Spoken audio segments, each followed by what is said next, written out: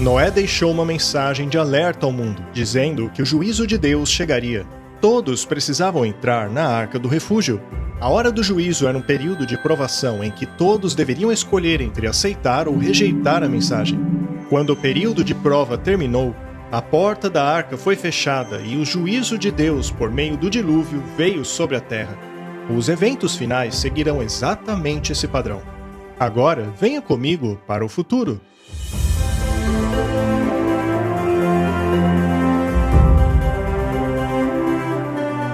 Meu nome é Jeff Wright. Eu caminho agora ao longo de uma linha do tempo do tamanho de um campo de futebol. Cada polegada deste campo representa um ano. Essa linha nos ajudará a compreender melhor os eventos proféticos. Até aqui nós vimos que uma profecia do livro de Daniel foi capaz de prever o ano exato em que teria início os dias de Noé para o tempo do fim. Vimos como a profecia dos 2.300 dias tiveram início no ano 457 a.C., e considerando que um dia profético equivale a um ano, sabemos que a profecia terminou 2.300 anos depois. Essa profecia atravessou o tempo de Jesus, chegando até o ano de 1844. Foi a partir deste ano que a primeira mensagem angélica voltou a anunciar que a hora do juízo de Deus havia chegado. No tempo de Noé, esse período de teste durou 120 anos. Em nosso tempo, porém, essa mensagem de advertência tem soado por mais de 170 anos. Assim como a mensagem de Noé se espalhou pela terra, hoje as 3 mensagens angélicas atingem todo o globo, alertando os seus moradores a entrarem na Arca da Aliança Eterna antes da execução do juízo final. Antes do dilúvio, uma última mensagem de misericórdia havia sido dada aos homens. Com a arca pronta e suas portas abertas, todos deveriam fazer sua escolha. E é neste ponto que nos encontramos hoje. A segunda e terceira mensagens angélicas nos advertem sobre a última crise da Terra. Elas exigem que cada ser humano faça sua escolha, assim como foi nos dias de Noé.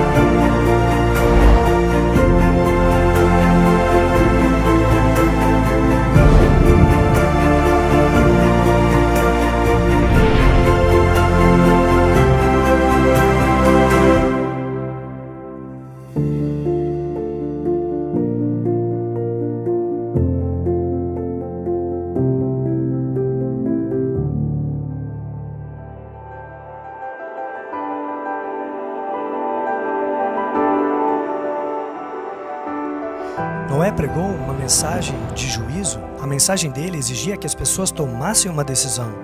E, assim, ele foi um pregador da justiça. Ao promover a obediência à vontade de Deus e dizer que esta era a única maneira de salvar-se, ele estava condenando, por assim dizer, por contraste, as falsas religiões, mas é evidente que a maioria da população não estava contente com as exigências de Deus, então eles mesmos criaram seus deuses. Devido à proliferação mundial da falsa adoração e idolatria nos dias de Noé, os homens estavam prontos a rejeitar o convite de entrar na arca. Hoje, da mesma maneira, os inúmeros sistemas de falsa adoração estão preparando os homens para rejeitarem a aliança eterna mais uma vez. Porém, aqueles que desejam conhecer a verdade não serão enganados. Tanto o amor como a justiça de Deus traçam uma clara linha entre a verdade e o erro. Assim, todos têm luz suficiente para tomarem a decisão. Assim, o verdadeiro pesquisador da verdade tem condições de se desvencilhar do erro, mas aqueles que não quiserem, não terão desculpas. Foi pensando nisso que Deus nos enviou a segunda mensagem angélica.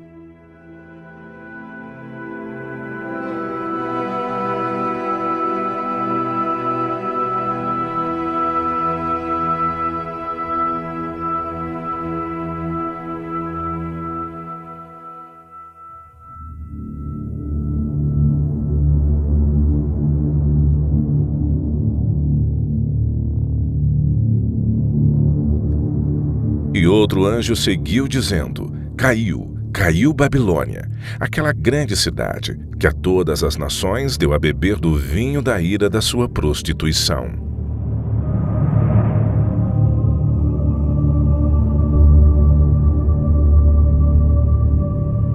Mas o que significa o vinho? Nas Escrituras, o vinho simboliza falsas doutrinas. O vinho é escarnecedor, a bebida forte é alvoroçadora, e todo aquele que neles errar nunca será sábio. O efeito deste vinho é o engano, pois é o vinho fermentado, que leva as pessoas para longe da verdade. Então, encontraste a primeira mensagem angélica que apresenta a verdadeira doutrina? A Babilônia apresenta o vinho, ou seja, a falsa doutrina.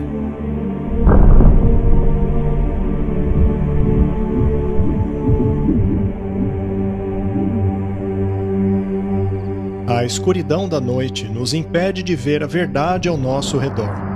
Assim como as trevas, a mentira tem nos impedido de enxergar o verdadeiro caráter de Deus.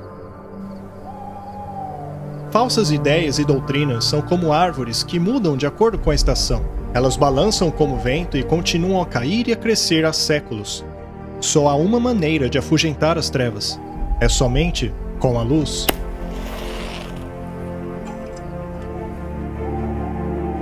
Pedro diz que temos a firme palavra dos profetas e que fazemos bem ao prestarmos atenção nela como uma lâmpada que brilha em meio às trevas. E é com a luz das profecias que identificaremos esse sistema chamado de Babilônia. O sistema da Babilônia é refletido por esta mulher de Apocalipse capítulo 17. E levou-me em espírito a um deserto, e vi uma mulher assentada sobre uma besta de cor escarlata. Estava cheia de nomes de blasfêmia e tinha 7 cabeças e 10 chifres. Os primeiros símbolos que nos ajudam a identificar Babilônia são a mulher, a besta e as 7 cabeças. A fim de compreendermos corretamente estes símbolos, é necessário permitirmos que a Bíblia os defina. Veja o que Deus tem a dizer sobre o símbolo profético da mulher. Eu assemelhei a filha de Sião a uma formosa e delicada mulher. Sião era o nome dado ao povo de Deus. Em Isaías lemos o seguinte: Diga a Sião, vós sois o meu povo. Portanto, no Antigo Testamento, Deus utilizava a mulher como símbolo para representar o seu povo. No Novo Testamento, a mulher também é utilizada como símbolo para representar a Igreja de Deus. Por isso deixará o homem seu pai e sua mãe e se unirá à sua mulher, e serão os dois uma só carne. Este é o mistério profundo. Refiro-me, porém, a Cristo e à Igreja. Há 2 mulheres no livro de Apocalipse. Há uma virgem vestida de branco, representando a Igreja de Deus, e a outra uma prostituta chamada de Babilônia. Ela representa uma falsa igreja, e é esta que se assenta sobre a besta. Se permitirmos à Bíblia explicar os seus próprios símbolos, devemos ir ao livro de Daniel para descobrir o que é a besta. A 4ª besta será um 4º reino sobre a terra. De acordo com Daniel, uma besta é símbolo de um reino ou nação. Uma vez que a Bíblia utiliza a mulher como símbolo de igreja e a besta como símbolo de uma nação, então o símbolo de uma mulher sentada sobre a besta é símbolo de uma igreja que controla uma nação. Ou seja, esta nação é uma mistura entre igreja e Estado. João também diz que essa besta tem 7 cabeças. A Bíblia nos diz o que significam essas cabeças apenas 6 versos depois. E aqui está a mente que tem sabedoria. As 7 cabeças são 7 montes sobre os quais a mulher se assenta. O fato desta mulher se sentar numa besta de 7 cabeças nos revela que esse poder político-religioso está localizado perto de 7 montes. João dá mais detalhes sobre ela. E a mulher estava vestida de púrpura e de escarlata, e adornada com ouro, pedras preciosas e pérolas, e tinha na sua mão um cálice de ouro cheio das abominações e imundícia da sua prostituição. Na sua testa estava escrito o nome mistério, a Grande Babilônia, mãe das prostituições e abominações da terra. A 4ª pista é que essa mulher, ou melhor, igreja, chamada de Babilônia, é descrita como uma prostituta, o que significa que ela abandonou a aliança eterna de Deus. Sendo assim, esta igreja não representa o povo de Deus. Pelo contrário, ela é uma igreja apóstata. A 5ª característica é a aparência da mulher. Suas vestes são das cores roxa e vermelha. Novamente permitindo que a Bíblia defina os seus próprios símbolos, vemos que Deus nos revela que essa mulher é uma nação político-religiosa, localizada perto de 7 montes, e é uma igreja apóstata que se veste de vermelho e roxo. Há apenas uma igreja que se encaixa nesta descrição. Se trata da Igreja Católica Romana. Vamos investigar as evidências desta conclusão.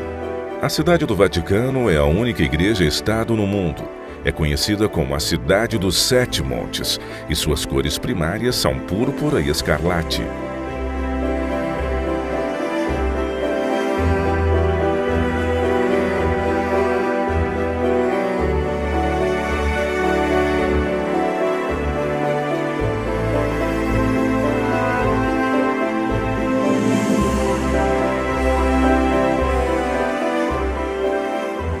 Durante a Reforma Protestante, muitos reformadores como Thomas Cranmer, John Wesley, William Tyndale, John Wycliffe, Philip Melanchthon, John Hus, Martin Luther e centenas de outros, todos concluíram que o papado é a prostituta Babilônia, mencionada em Apocalipse.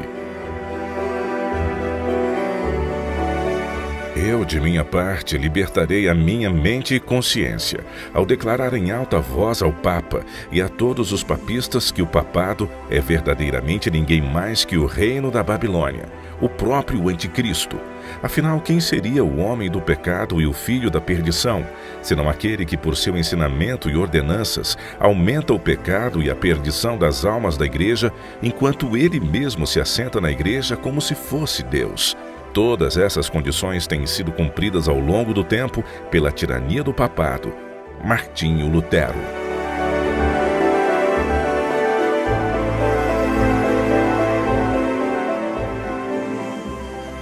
A segunda mensagem angélica alerta sobre o vinho da Babilônia e da influência intoxicante de suas falsas doutrinas que enganam o mundo todo. E sim, até mesmo o mundo cristão.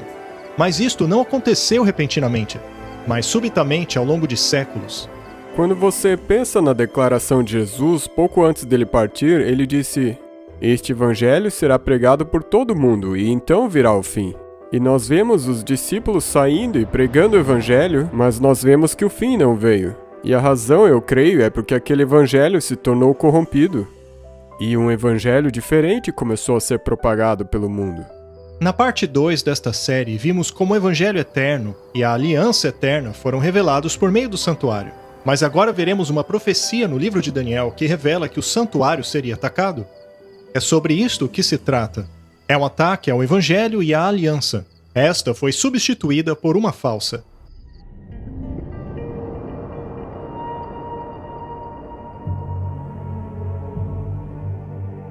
Engrandeceu-se até contra o príncipe do exército, e por ele foi tirado o sacrifício contínuo, e o lugar do seu santuário foi lançado por terra, e um exército foi dado contra o sacrifício contínuo por causa da transgressão, e lançou a verdade por terra, e o fez e prosperou.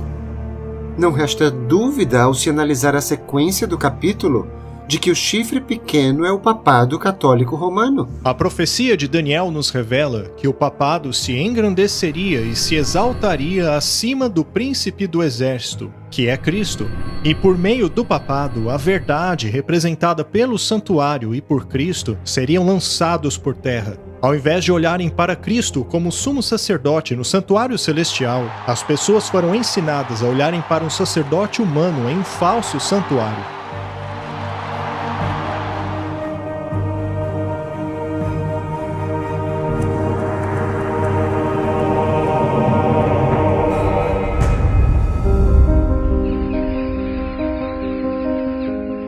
Então o que acontece é que durante a Idade das Trevas tem um poder entrando em cena que ataca cada um dos utensílios do santuário e as verdades que eles representam. E o altar de sacrifício, que representa o sacrifício de Cristo, foi atacado, alterado em certo sentido. E um novo ensinamento entrou em cena que dizia: o sacrifício de Cristo não foi suficiente para perdoar os pecados. Se você quiser ser perdoado, você tem que pagar. Você tem que comprar indulgências, você tem que pagar penitências. Então o sacrifício de Cristo não era suficiente para o perdão dos pecados. O sacrifício de Cristo, que foi realizado somente uma vez, hoje é realizado perpetuamente em cada missa. O problema é que isto tira o poder do sacrifício de Jesus na cruz. A pia, que representa o batismo, também foi alterada. Nós devemos nos arrepender e então sermos batizados. Então você tem que ter idade suficiente para entender que você pecou e se arrepender por decisão própria. E esse ensinamento foi substituído pelo batismo infantil por aspersão. A mesa dos pães da proposição representam a Bíblia, e a Bíblia foi retirada durante a Idade Média. É proibido aos leigos lerem o Antigo e Novo Testamentos, e é proibido ainda mais severamente possuir os livros acima em linguagem popular. Os senhores dos distritos devem procurar diligentemente os hereges em casas, florestas, até mesmo os seus esconderijos subterrâneos devem ser completamente destruídos. Papa Gregório IX, Concílio de Toulouse, ano de 1229. Então, quando você remove a palavra de Deus, você tira a verdade de Deus. E agora você tem pessoas que estão sujeitas à superstição, sujeitas à tradição, mais do que a palavra de Deus. Disseram às pessoas que elas não poderiam ler a Bíblia por conta própria. Em vez de compartilharmos do pão da vida, que é uma referência às Escrituras, agora uma outra pessoa deveria interpretá-las para nós. E assim se perdeu de vista a verdade e a importância da Bíblia como fundamento. O altar de incenso, que representa a intercessão de Cristo em nosso favor, foi derrubado e no seu lugar foi estabelecido o que se chama de confessionário. Tinha 2 compartimentos, era dividido por uma cortina, com um homem sentado no lugar de Deus, ouvindo as confissões de outros homens. E foi dito às pessoas: vocês não podem ter acesso direto a Deus. Vocês devem vir aos sacerdotes e confessar os seus pecados a eles. Veio então a figura do padre, colocando-se entre o pecador e o Senhor, dizendo: de agora em diante vocês devem confessar os seus pecados a mim. E mais uma vez, barreiras estavam sendo colocadas entre o homem e Deus. Perdeu-se a capacidade do indivíduo de ir diretamente a Deus. E o candelabro de 7 braços representava a igreja, e ele também foi atacado nas perseguições que ocorreram durante esse período de tempo conhecido como Idade das Trevas. A liberdade para testemunhar também foi removida, e é isso que representa o candelabro, o testemunho. Qualquer um que divergisse do ensinamento dessa igreja dominante, desse sistema dominante, era perseguido, queimado, torturado e de muitas maneiras diferentes, para que eles se adequassem ao sistema. Então, de muitas maneiras, você pode ver o santuário sendo derrubado. E aí, no compartimento santíssimo, onde tinha a Arca da Aliança, é ali onde você encontra os 10 mandamentos, dentro da arca. E a Bíblia diz que esse poder cuidará em mudar os tempos e a lei, em Daniel 7:25. A reforma protestante deixou clara, ou pelo menos pregou poderosamente, que eles entendiam que o poder papal, que alegava ter autoridade para mudar a lei de Deus, era justamente este poder. A Bíblia diz: lembra-te do dia de sábado para santificá-lo. Mas a Igreja Católica diz: não, pelo meu divino poder eu aboli o dia do sábado, e agora ordeno a vocês guardarem o primeiro dia da semana. E eis que todo mundo civilizado se curva em obediente reverência ao mandamento da Santa Igreja Católica. A profecia previu que a Igreja Católica tentaria mudar os tempos e a lei, e ela reconhece este fato. O Papa possui poder para mudar tempos, abrogar leis e dispensar todas as coisas, até mesmo os preceitos de Cristo. Ao analisarmos a teologia da Igreja Católica, vemos que no Catecismo o 2º mandamento foi apagado. Ele não está lá. Eles deletaram o mandamento que proibia o uso de imagens. Mas agora tinha um problema, pois só havia 9 mandamentos. Sendo assim, eles dividiram o 10º mandamento em 2 partes. Além do santuário ter sido jogado por terra em termos de muitas doutrinas e leis, também perdemos a noção do sábado. E eles pegaram o descanso no 7º dia, que apontava para o sábado, e disseram: pelo poder e autoridade da igreja, nós mudamos esse dia para o domingo, o primeiro dia da semana. Salientando esta alteração do mandamento, um padre disse o seguinte em 1803: É bom lembrar os presbiterianos, batistas, metodistas e todos os outros cristãos que a Bíblia não apoia em nenhum lugar a sua observância do domingo. Domingo é uma instituição da Igreja Católica e todo aquele que guarda esse dia guarda o mandamento da Igreja Católica. A humanidade, que costumava entender que a guarda do sábado fazia parte da vida cristã, no cristianismo primitivo, agora ouvia dizer que não. Agora, o sábado é o primeiro dia da semana.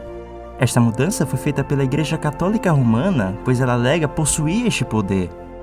O caminho mais seguro é sempre o das Escrituras. Se a Bíblia afirma que Deus diz algo, mas eu me permito ser convencido por outra pessoa que Deus não disse aquilo, de quem é a culpa? Eu sou o culpado. A ideia de que o sábado do Senhor foi mudado é ridícula se você pensar a respeito. Porque o único mandamento que começa com a palavra lembra-te é justamente aquele que eles querem que esqueçamos. Estes princípios da verdade são imutáveis. É por isso que eles estão lá dentro da Arca da Aliança, mas eles foram perdidos durante a Idade Média. Ao longo dos séculos, as verdades representadas no santuário foram lançadas por terra. Elas foram anuladas. Isso porque a verdade do ministério de Jesus no santuário celestial foi substituído pelas falsas doutrinas da Igreja Católica. Há muitas mentiras que compõem o vinho de Babilônia, mas uma que ataca diretamente o coração do Evangelho é aquela relacionada à aliança que Deus fez com seu povo. Jesus utilizou o vinho puro, não fermentado, em sua aliança. Por outro lado, a Bíblia descreve o vinho da Babilônia como fermentado. Jesus, no Novo Testamento, enquanto ele estava tendo a última ceia com os discípulos, ele dá a eles o pão e diz: "Este é meu corpo, que é partido por vós." Então ele dá a eles o vinho, que é o suco da uva, e ele diz: "Esse é o sangue da aliança." Ou o Novo Testamento. Na verdade, Jesus disse: "Este cálice é o Novo Testamento no meu sangue." O vinho simboliza a nova aliança. O que é a nova aliança? Deus disse: "Eu escreverei a minha lei no seu coração e na sua mente." E quando a Babilônia oferece esse vinho falsificado, ela está oferecendo uma aliança falsificada. Este vinho é um vinho falsificado, e eu cito Provérbios 31. A Bíblia diz: "Não é próprio dos reis beber vinho, nem a bebida forte, para que bebendo se esqueçam da lei." Então, este vinho, ele é fermentado, é impuro, e quando você bebe desse vinho, ele causa com que você esqueça o que Deus disse para você se lembrar. E quando disse Deus para lembrar? Lembra-te do dia de sábado para o santificar.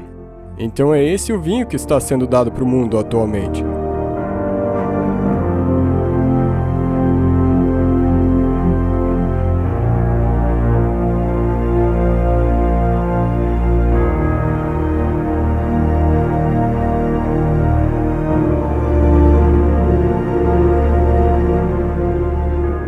Assim, vemos que cada mobília do santuário, incluindo a lei de Deus, foram removidos. Então todas as coisas que a Bíblia disse que esse poder faria, eles fizeram no período previsto de tempo. Então aqui você tem uma destruição total das verdades representadas no santuário. Então, o santuário inteiro, desde a porta de entrada até o lugar santíssimo, tinha sido corrompido e precisava ser restaurado. A profecia de Daniel 8,14 nos diz: "Até 2.300 tardes e manhãs e o santuário será purificado." Num certo período de tempo, todas essas verdades que foram derrubadas por esse poder do pequeno chifre seriam finalmente restauradas. Portanto, todo o santuário foi jogado por terra e pisado por este homem do pecado, até chegar à Reforma Protestante. E durante um período de 500 anos, exatamente isso aconteceu. Deus começa a trazer diferentes movimentos a esse cenário que restaurariam cada um dos utensílios do santuário, quase século a século num período de 500 anos. Então temos John Wycliffe entrando em cena nos anos de 1300, ele traduziu a Bíblia na linguagem do povo e assim desencadeou a reforma. Martim Lutero nasceu nos anos de 1400, começou a fazer a reforma protestante nos anos de 1500, e ele, em essência, restaurou a verdade de que o sacrifício de Cristo é suficiente para o perdão dos pecados. Você não tem que pagar penitências. É pela fé no sacrifício que ele fez por nós que nós somos perdoados dos nossos pecados. John Calvino entra em cena nos anos de 1500, funda o movimento presbiteriano. Calvino sentia muito o dever de orar, e ele escreveu bastante sobre a oração, e ele basicamente ensinou que você não precisa dos sacerdotes para ter acesso a Deus. Você pode ter acesso direto ao trono de Deus sem ninguém. E isso na época de 1600. John Smith e o Roger Williams se tornaram fundadores do movimento batista, e eles deram importância especial à restauração do verdadeiro modo de batismo.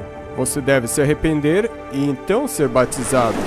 Não é para ser aspergido. Ser submergido totalmente é um símbolo de ser sepultado totalmente e começar uma vida totalmente nova. Então o movimento batista restaurou o verdadeiro modo de batismo.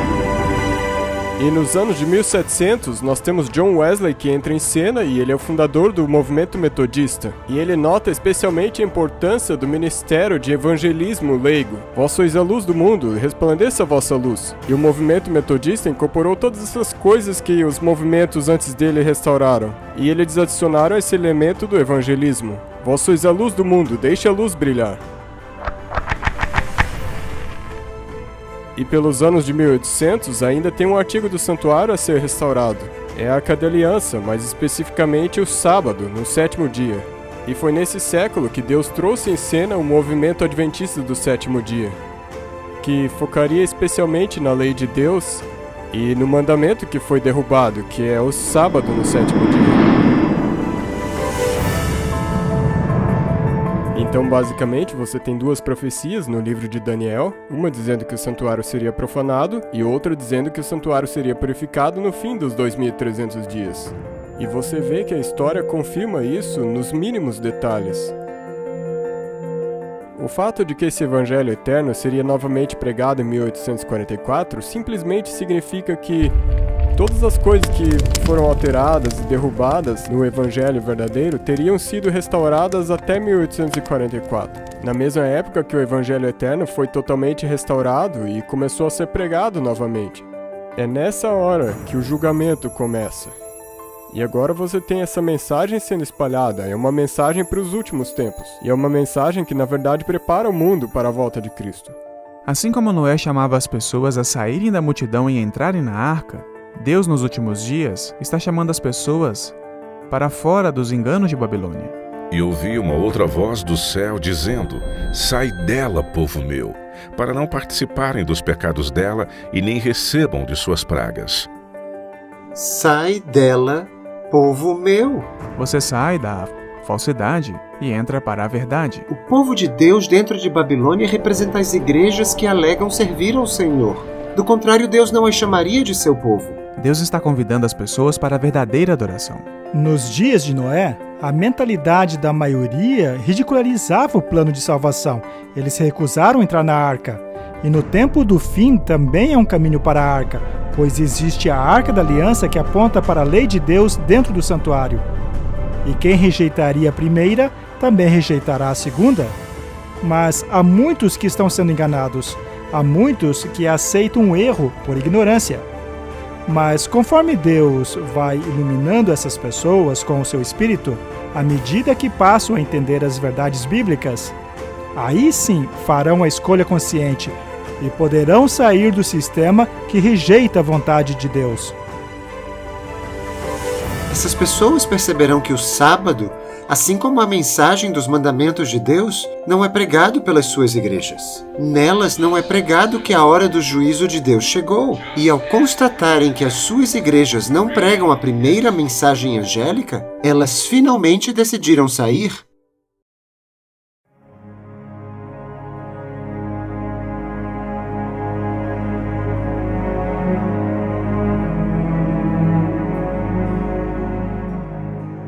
Quando eu ouvi esta mensagem pela primeira vez, a mensagem de que a denominação a qual eu pertencia era a Babilônia, e que fazia parte de um falso sistema de adoração, fiquei assustado.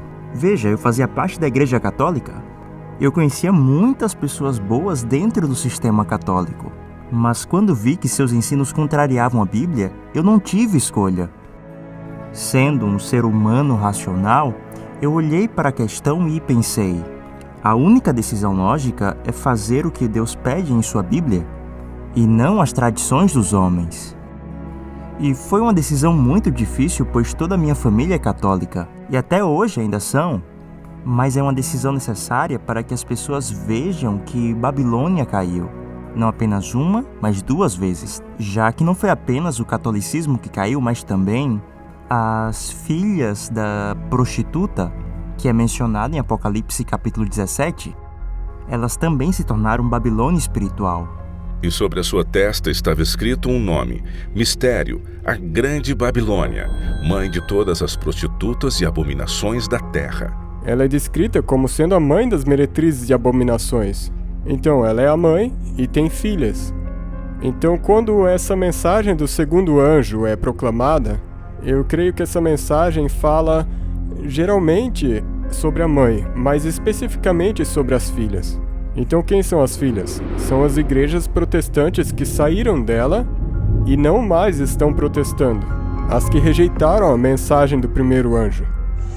A segunda mensagem angélica nos diz claramente que devemos abandonar os sistemas religiosos nos quais a primeira mensagem angélica não está sendo praticada. As igrejas protestantes que viraram as suas costas para a mensagem do santuário, para a lei de Deus, para o sábado, é o que está sendo mostrado aqui. Caiu, caiu a grande Babilônia. E Apocalipse 18 diz: sai dela, povo meu. Então esse é um chamado para o povo de Deus que se encontra dentro desses sistemas decaídos, para que eles saiam deles. E estas religiões decaídas estão ensinando que existe algum outro caminho para o trono de Deus. Mas na verdade só existe um caminho para o trono de Deus. E esse caminho é o padrão dado a nós pelo santuário.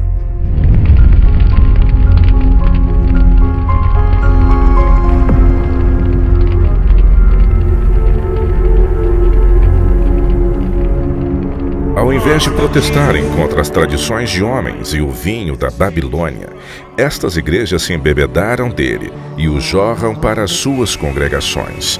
O termo Babilônia, que significa confusão, é muito apropriado a essas igrejas. Todos alegam terem retirado suas doutrinas da Bíblia. No entanto, se dividiram em inúmeras denominações com crenças muito diferentes. Hoje, a fé religiosa é tão confusa e discordante que as pessoas simplesmente não sabem o que é verdade. Apesar das trevas espirituais e alienação de Deus das igrejas que constituem Babilônia, verdadeiros cristãos ainda podem ser encontrados em meio a elas. Muitos destes ainda não tiveram a chance de ouvir a verdade. Não são poucos os que estão insatisfeitos com a situação atual e anseiam por uma pura luz. Eles procuram em vão a imagem de Cristo em suas igrejas. Conforme estas igrejas se afastam da verdade e se aliam cada vez mais ao mundo, a distância entre os dois grupos aumentará, resultando finalmente em separação.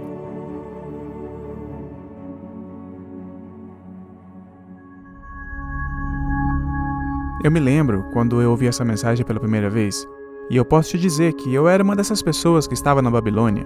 Eu era um pagão.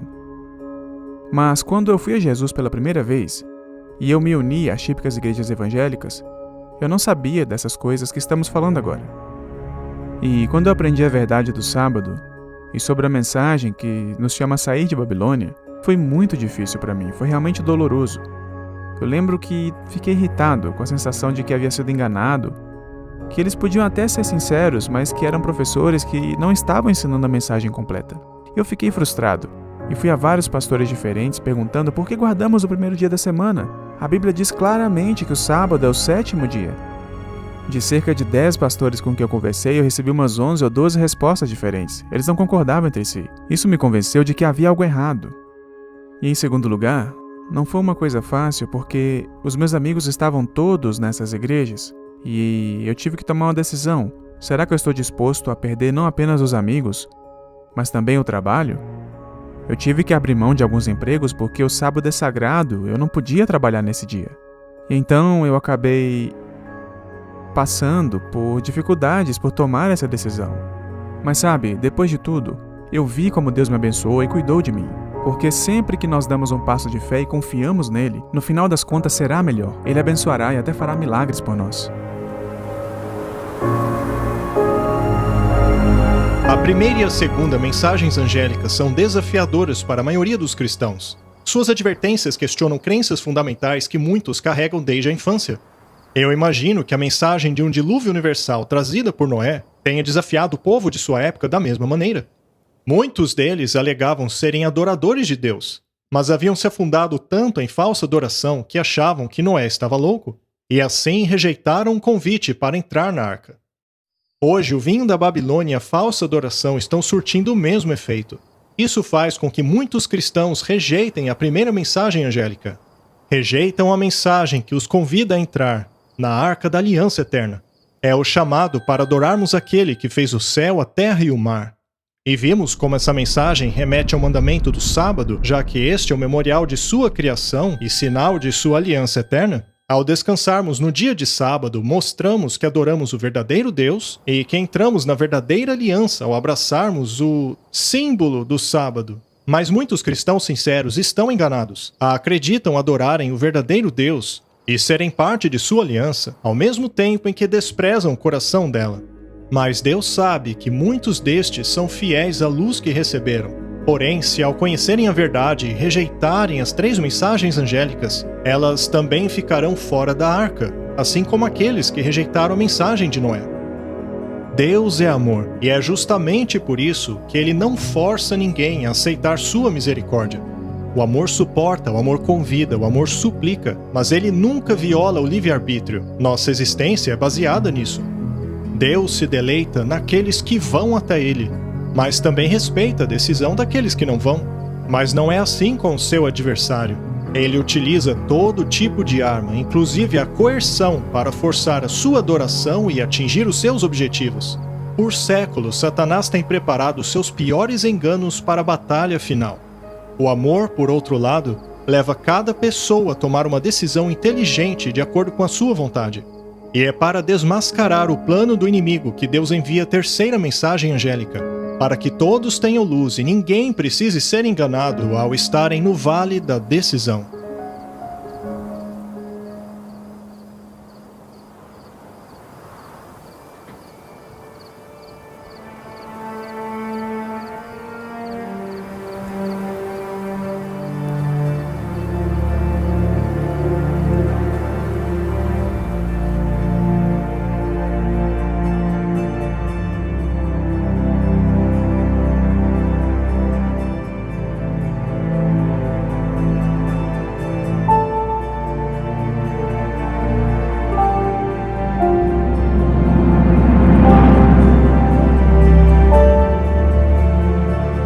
O terceiro anjo seguiu, clamando com alta voz, que se qualquer homem adorar a besta e sua imagem, e receber sua marca em sua testa ou em sua mão, o mesmo beberá do vinho da ira de Deus, que é derramado sem mistura no cálice de sua indignação, e ele será atormentado com fogo e enxofre na presença dos santos anjos e na presença do Cordeiro, e a fumaça do seu tormento sobe para todo sempre, e não tem repouso nem de dia nem de noite, os que adoram a besta e a sua imagem, e aquele que receber o sinal do seu nome. Aqui está a paciência dos santos, aqui estão os que guardam os mandamentos de Deus e a fé de Jesus. A terceira mensagem angélica fala a respeito daqueles que receberão a marca da besta. Esta é a maldição mais amedrontadora da Bíblia. Fala do que acontecerá com aqueles que receberem a marca da besta. Ela está relacionada à falsa adoração e fala do juízo que cairá sobre aqueles que se opõem à adoração bíblica. O anjo não apenas exorta o mundo a adorar o Criador mencionado na primeira mensagem angélica, mas também exorta o mundo a não adorar a besta e a sua imagem na terceira mensagem angélica. Isso nos leva a concluir que o conflito final deste mundo girará em torno da adoração. Veja, o diabo não quer nos impedir de adorar. O que ele quer é que pratiquemos a falsa adoração. Nos últimos dias, o diabo e o poder da besta não vão dizer assim, ei, não adorem. Pelo contrário, eles vão dizer, adorem a besta. Vemos aí um paralelo com os dias de Noé. A população da terra estava dividida em dois grupos. Havia a maioria, infelizmente, do lado de fora da arca, ou seja, com a marca da besta, e a minoria dentro da arca, com o selo de Deus. Até hoje, a identidade da besta é um mistério para muitos. A cultura popular tem mencionado essa profecia inúmeras vezes em livros e filmes, o que tem levado muitas pessoas a todo tipo de especulação. Mas isso diminui o seu significado e enterrou a sua verdade sob uma pilha de confusão. A verdade é que sabemos exatamente o que é a marca da besta. Afinal, é por isso que Deus deu a profecia. Mas é preciso salientar que ninguém será salvo por saber o que é essa marca. Quando a última crise chegar, somente aqueles que tiverem o selo de Deus serão preservados na grande batalha. O que realmente importa é saber como receber o selo de Deus. Antes de saber o que é a marca da besta, vamos entender o que é o selo de Deus. E vi outro anjo subir do oriente, que tinha o selo do Deus vivo, e clamou com grande voz aos 4 anjos, a quem fora dado o poder de danificar a terra e o mar, dizendo: Não danifiqueis a terra, nem o mar, nem as árvores, até que hajamos assinalado nas suas testas os servos do nosso Deus. Nos dias de Noé, ele estava selado dentro da arca. E isso simplesmente significava que ele não podia sair e ninguém podia entrar. Após terem entrado na arca, o Senhor os fechou lá dentro. A palavra fechar e selar são apresentadas como tendo o mesmo sentido nas Escrituras. Por exemplo, Deus disse a Daniel: fecha as palavras e sele o livro até o tempo do fim. Portanto, as palavras fechar e selar possuem o mesmo sentido. Quando a Bíblia diz que Deus o fechou lá dentro, é o mesmo que dizer que Deus o selou lá dentro. Noé foi selado na arca da aliança que fez com Deus e assim foi protegido do dilúvio. Eles estavam selados internamente, estavam salvos do juízo que viria sobre toda a terra. Não há nenhum tempo de angústia que já houve sobre a terra comparado em intensidade àquele que o nosso mundo ainda experimentará. A fim de passarmos por esse período de extrema provação, o povo de Deus precisa ser selado antes. E o propósito do selo é, antes de qualquer coisa, identificar aqueles que pertencem a Deus, para que assim fique claro aos anjos quem eles deverão proteger neste tempo de angústia. Isaías capítulo 8, verso 16, fala a respeito de selar a lei entre os discípulos de Deus. Guarde o testemunho e sele a lei entre os meus discípulos. Vemos aqui que existe uma conexão entre o selo de Deus e a sua lei. Quando analisamos os selos da antiguidade, vemos que eles sempre exibiam 3 elementos. O primeiro era o nome da autoridade, como um rei, por exemplo. O segundo elemento era o seu título e, finalmente, a sua jurisdição. Um selo possui título, o nome e o território. Ao analisarmos os 10 mandamentos, constatamos que apenas o 4º declara Deus como o Criador. O nome e o território. Lá ele é apresentado como governante dos céus e da terra, ou seja, sua jurisdição. O selo de Deus está bem no mandamento do sábado. É algo único que identifica a quem adoramos. Assim como nos dias de Noé, entrar naquela arca representava a aceitação de toda a moralidade promovida por Deus, ou seja, dos 10 mandamentos, que é uma manifestação da vontade dele.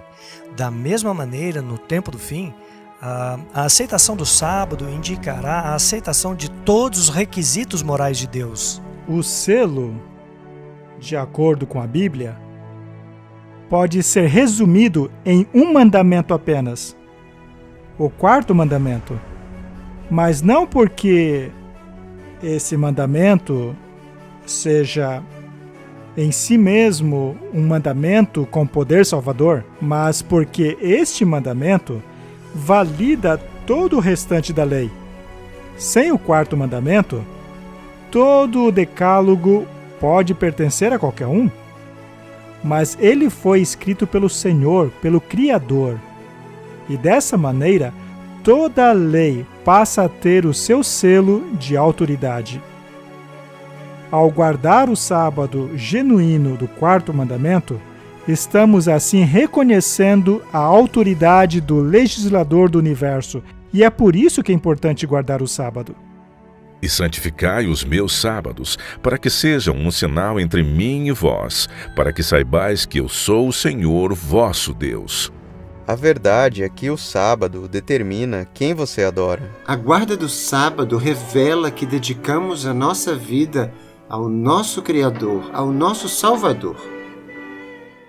Se o sábado é o sinal de Deus como Criador, a marca da besta deve ser o sinal oposto, criado por este poder para rivalizar o sábado que Deus estabeleceu. E qual o sinal que Deus estabeleceu como Criador? O sábado.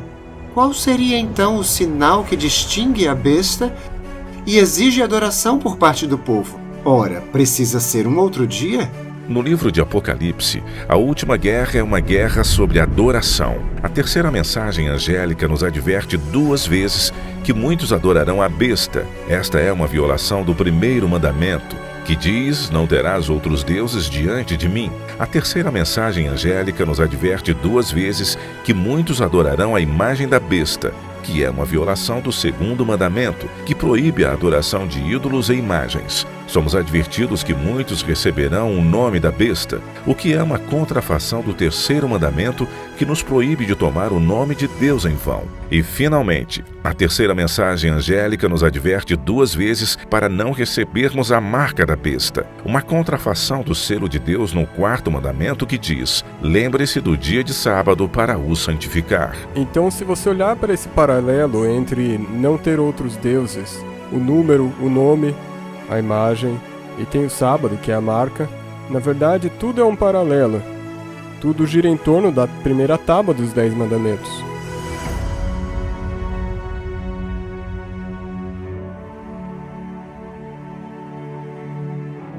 Quando a primeira mensagem angélica nos ordena adorarmos aquele que fez o céu, a terra e o mar, ela está apontando para a Arca da Aliança Eterna por meio da adoração ao Criador.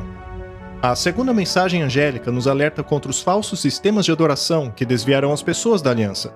A terceira mensagem angélica alerta contra a besta, que tentaria impedir as pessoas de entrarem na aliança ao forçá-las a rejeitarem o sinal de adoração do Criador e, em seu lugar, receberem o sinal de adoração à besta. Mas quem é a besta?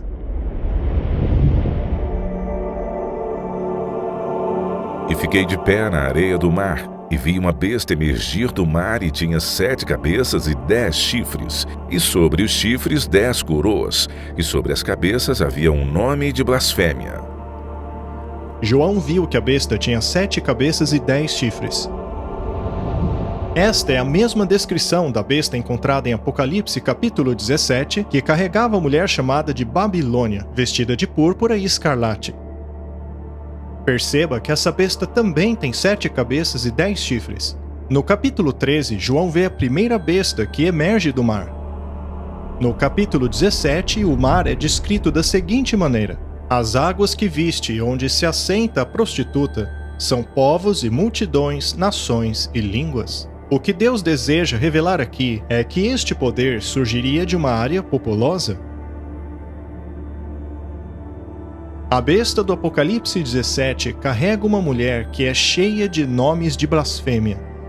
E se voltarmos à besta de Apocalipse 13, constatamos que as cabeças desta besta também possuem nomes de blasfêmia. A descrição das 2 bestas é a mesma, pois ambas se referem ao mesmo poder. A besta que João viu emergir do mar é a mesma besta que carrega a mulher chamada de Babilônia, que, como já vimos, representa o papado da Igreja Católica Romana.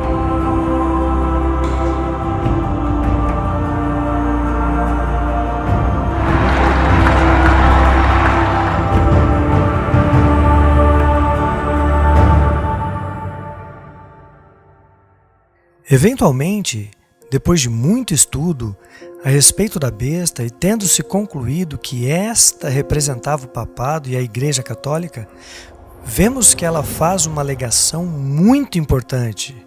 Segundo ela possui a autoridade para mudar a lei de Deus. Isso mesmo, a autoridade de mudar aquilo que o próprio Deus determinou.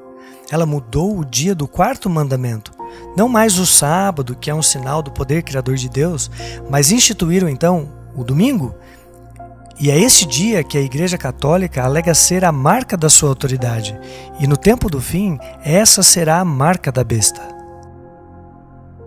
Um arcebispo da Igreja Católica Romana disse o seguinte em 1562. Sendo assim, a autoridade da Igreja não deve se curvar à autoridade da Bíblia, pois a Igreja transferiu o sábado para o domingo não por ordem de Cristo, mas por sua própria autoridade. A Igreja Católica aponta para sua alteração da lei divina como prova de que sua autoridade está acima da Bíblia. Segundo ela, esta alteração é a marca de sua autoridade.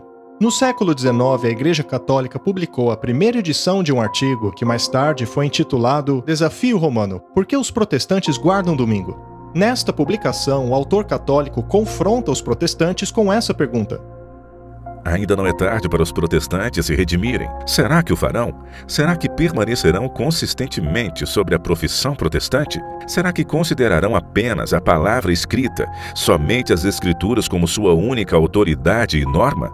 Ou continuarão se apegando à indefensável, autocontraditória e suicida doutrina e prática de seguirem a autoridade da Igreja Católica ao adotarem o sinal de sua autoridade? Guardarão eles o sábado do Senhor, o 7º dia, de acordo com as Escrituras, ou guardarão o domingo de acordo com a tradição da Igreja Católica? A remoção daquilo que nos lembra da autoridade de Deus como Criador, a remoção da aceitação como um sinal de fé, a remoção de todas essas coisas afeta diretamente nosso relacionamento com Deus, assim como tudo que está relacionado a isso. A maior afronta que pode ser feita contra a autoridade de Deus é alterar a sua lei, pois sua lei é o fundamento de seu governo. E o papado apresenta esta alteração como a marca de sua autoridade. Aqueles que adoram o Criador honrarão o dia que ele determinou como sinal de sua autoridade e aliança. E aqueles que pisam na lei de Deus para obedecerem uma lei humana receberão a marca da besta, porque assim estarão aceitando o sinal de lealdade do poder que escolheram obedecer no lugar de Deus. Este é o conflito central na última guerra por adoração. Quando esta questão propagar-se e tornar-se mundial, cada pessoa receberá o sinal do poder que escolheram obedecer, em sua testa ou em sua mão. Ela é retratada como estando tanto na testa quanto na mão. Para melhor entender o que isto quer dizer, vamos voltar a Deuteronômio capítulo 6. E essas palavras que eu vos ensino hoje, vocês as ensinarão para seus filhos. Também as atarás por sinal em tua mão, e te serão por frontais entre teus olhos.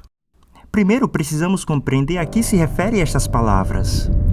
Elas se referem aos mandamentos que foram dados no capítulo anterior. Em Êxodo, capítulo 13, verso 9, ele diz a mesma coisa. Deuteronômio 11 diz a mesma coisa. A lei de Deus deve ser um sinal na tua mão e entre os teus olhos. E isso dá um novo significado para a marca da besta.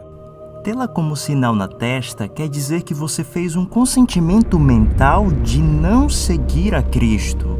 Isto é um símbolo. Estar na mão significa as suas ações e na testa a sua fé, a sua adoração. E tanto faz na testa ou na mão. Ainda que você não aceite mentalmente, você pode agir de acordo com ela, dizendo, bem, eu não concordo com a marca, mas vou seguir para não sofrer as consequências. Está escrito que é na mão e na testa. Eles aceitaram a lei e a aliança da besta, em suas ações e em sua adoração. Nesta guerra por adoração, a besta tem um poderoso aliado. Após ver a primeira besta emergir do mar, João vê uma segunda besta, e nos diz que a segunda besta forçará o mundo todo a adorar a primeira besta. E vi uma outra besta surgindo da terra, e ela tinha 2 chifres como um cordeiro, e falava como um dragão, e exerce todo o poder da primeira besta na sua presença, e faz que a terra e os que nela habitam adorem a primeira besta, cuja ferida mortal fora curada. Isto significa que ela fará uso da força. Nesta profecia, a segunda besta forçará o mundo a adorar a primeira besta.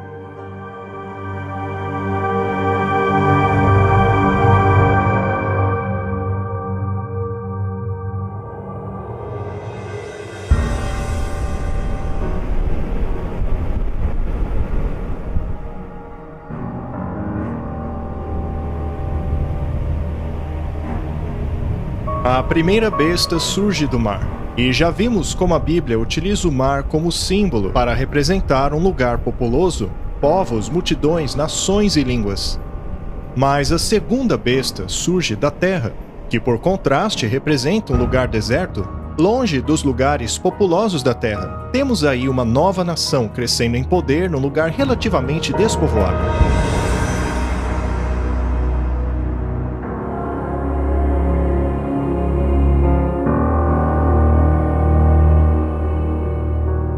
Além disso, esta besta possui 2 chifres como cordeiro. Ao longo da Bíblia, o cordeiro representa Jesus, o Cordeiro de Deus. O fato da segunda besta possuir 2 chifres como cordeiro nos leva a procurar por uma nação cristã crescendo em poder num lugar relativamente despovoado. Há uma nação que se enquadra perfeitamente neste perfil, e não é por coincidência que também é conhecida como a nação mais poderosa e influente do mundo: os Estados Unidos da América. Os fundadores desta nova nação professavam crer no Deus da Bíblia quando declararam o seguinte: defendemos que estas verdades são auto-evidentes, de que todos os homens são criados iguais e que foram dotados por seu Criador de certos direitos inalienáveis, estando entre eles a vida, liberdade e a busca pela felicidade. Além de professar a crença em um Criador, a primeira emenda da Constituição dos Estados Unidos da América garante tanto a liberdade civil como religiosa. Ela diz assim: o Congresso não fará lei estabelecendo religião ou proibindo o livre exercício da mesma, a fim de evitar a perseguição e tolerância religiosa que tomou conta da Europa por tantos séculos. O governo dessa nova nação foi estruturado de forma a impedir que a Igreja governasse o Estado e de que o Estado governasse a Igreja. Jesus disse: dai a César aquilo que é de César e dai a Deus aquilo que é de Deus. Estes princípios cristãos escritos nos documentos fundadores dos Estados Unidos foram o segredo de seu sucesso. Milhões fugiram para a América para adorarem de acordo com os ditames de sua própria consciência. Mas a Bíblia diz que isto mudaria. Quando João viu essa besta saindo da terra, ele disse que ela era como um cordeiro, mas que falava como um dragão. E no próximo verso vemos que esta besta, ou seja, os Estados Unidos, faria com que toda a terra e aqueles que habitam nela adorasse a primeira besta. A Bíblia diz que os Estados Unidos da América, normalmente considerado como a maior autoridade civil, unirá os seus esforços à Igreja Católica Romana, que por sua vez é considerada a maior autoridade moral e espiritual. Uma besta representando a Igreja e a outra representando o Estado se unirão e pisotearão as liberdades civis e religiosas sobre as quais os Estados Unidos foram fundados.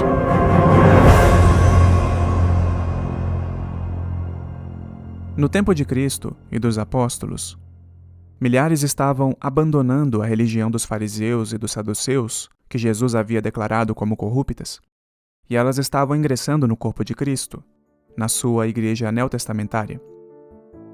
Os líderes religiosos então recorreram ao poder político para persegui-los. É por isso que o rei Herodes, em Atos capítulo 12, aprisionou Pedro e matou Tiago. A igreja estava recorrendo ao poder político para perseguir o povo de Deus. E a história se repetirá. Isso aconteceu na Idade Média, quando o poder da besta apelou ao Estado para perseguir, aprisionar e matar aqueles que não concordavam e nem obedeciam às ordens da igreja. E vai acontecer de novo. Nós veremos a história se repetir nos últimos dias, sem dúvida alguma. Probably we should be debating a bill requiring every American to attend a church of their choice on Sunday to see if we can get back to having a moral rebirth. Yeah, we're talking about State Senator Sylvia Allen, and she thinks the nation is suffering from a moral decay. A questão do sábado será debatido em todo o planeta, por meio do rádio, da televisão todos falarão a respeito da controvérsia sobre o sábado. Deus é um Deus justo. Portanto, essa mensagem a respeito de 2 sistemas de adoração de 2 sábados, o sábado bíblico do 7º dia e o sábado do restante do planeta, serão debatidos em todo lugar, pela mídia, pela imprensa e por vários grupos diferentes. Essa questão ficará clara para todos. Christians have said they changed it. No, you're wrong. The Christians changed it. Let me give you proof of it. In the first century of Christian creed, in 6 days, and the 7th was a day of rest.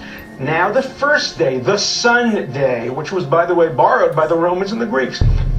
A clear amendment. And what's wrong with that? Os pecados de Babilônia serão denunciados, escancarados. As pessoas perceberão que a Babilônia são as igrejas.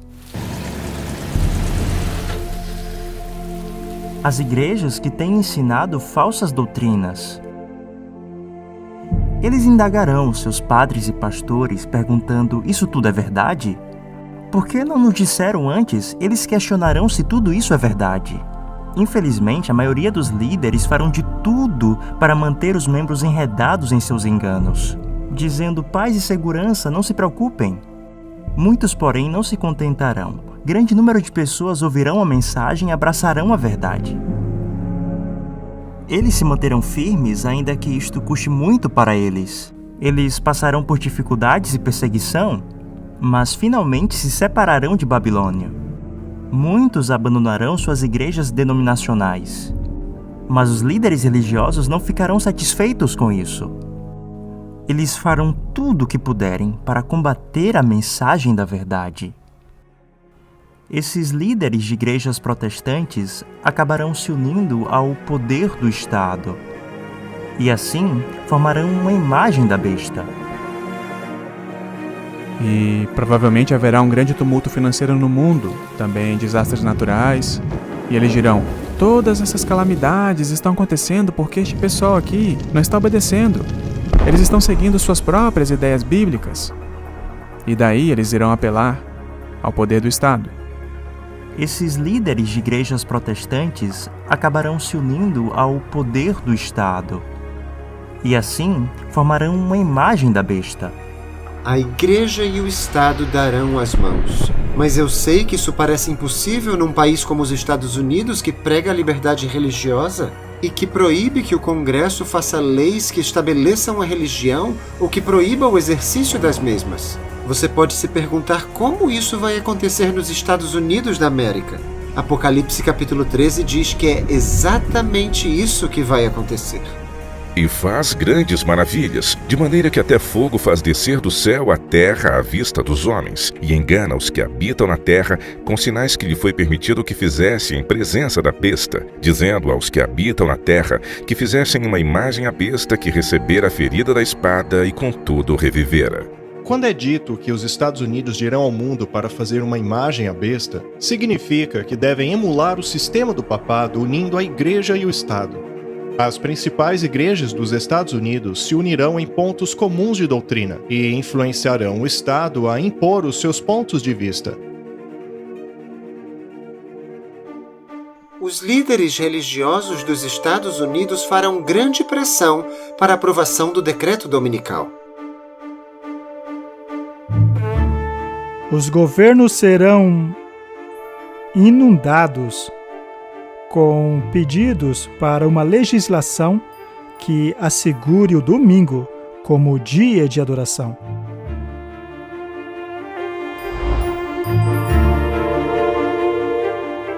Isso acabará levando a um decreto dominical mundial. Podemos ver isso algumas vezes no livro de Daniel. Uma certa lei foi criada e eles tiveram que escolher. Quando a imagem foi erguida na planície de Dura, ela não foi um grande problema. Até que todos foram forçados a se curvarem diante dela. Aí sim se tornou um problema. Devo obedecer à lei do Estado e me curvar diante da imagem? Ou obedeço à lei de Deus permanecendo de pé enquanto todo mundo se curva? O diabo queria que eles quebrassem a lei de Deus. E por não se curvarem, foram condenados à morte. A história da estátua de ouro na Babilônia, na qual aqueles que não a adorassem seriam mortos, também é uma profecia que retrata a grande Babilônia no fim dos tempos. Será erguida uma imagem à besta e todos aqueles que não a adorarem serão mortos. Para que ninguém possa comprar ou vender, senão aquele que tiver o sinal ou o nome da besta ou o número do seu nome. Imagine que deste momento em diante você não poderá mais comprar e vender. Não poderemos mais comprar comida, roupa ou água. Quanto tempo você resistiria? O propósito desta lei é fazer com que aqueles que guardam a lei de Deus pereçam excluídos da sociedade ou desistam recebendo a marca da besta. Humilhação, perseguição e severas punições aumentarão até finalmente ser adotada a pena de morte. Para dar vida à imagem da besta, de forma que a imagem da besta podia tanto falar, como fazer com que todos que não adorassem a imagem da besta fossem mortos.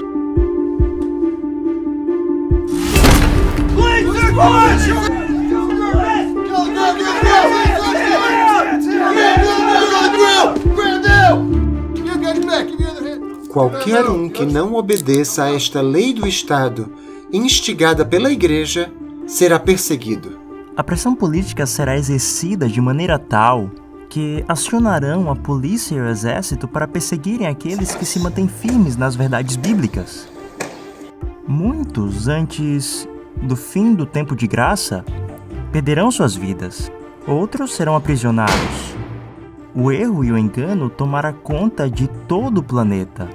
E a mensagem da minoria hoje é a mensagem divina da justificação pela fé, que é a mensagem de Noé. É uma mensagem de esperança, de libertação, mas também é uma mensagem de juízo. A controvérsia final gerará em torno da escolha que cada um deverá fazer entre uma lei que foi dada por Deus e uma outra lei que foi dada pelos homens. E o catolicismo romano diz exatamente a mesma coisa. Ela diz que a escolha é entre o sábado bíblico e o sábado papal.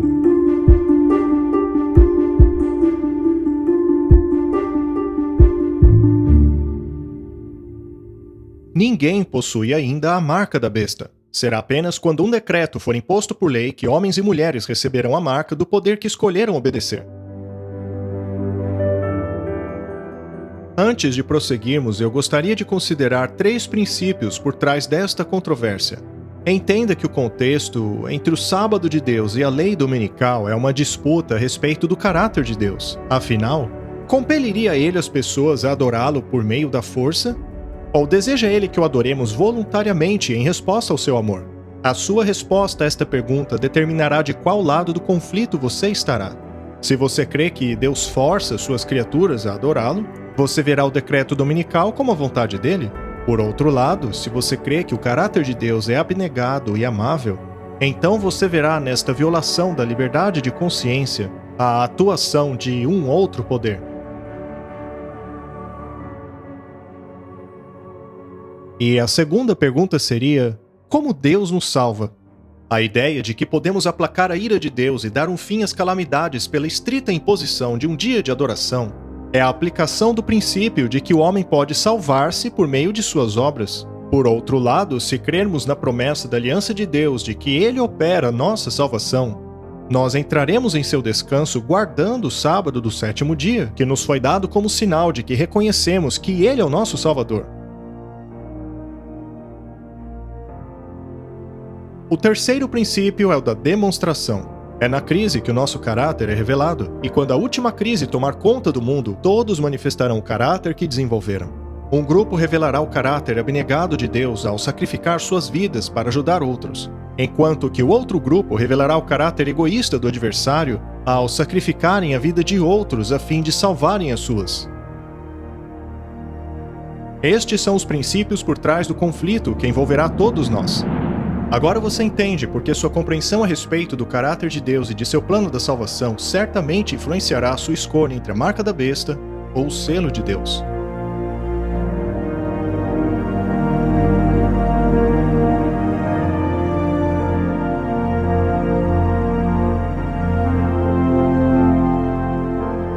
As 3 mensagens angélicas já haviam sido anunciadas na mensagem da última hora do juízo, nos alertando sobre os eventos em torno do julgamento vindouro.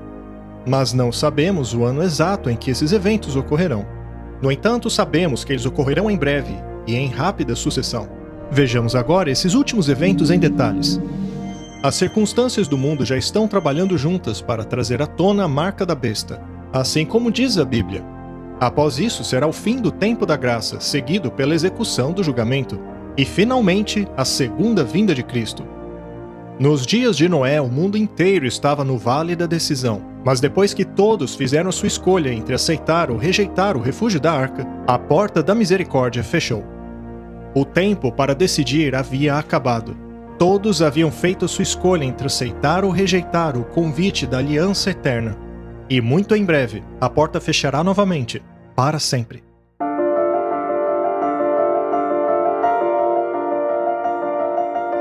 Muitas pessoas não percebem que o paralelo entre os dias de Noé e os últimos dias não tem tanto que ver com a destruição dos ímpios que dominam o mundo. O verdadeiro paralelo é encontrado no momento em que a porta se fecha.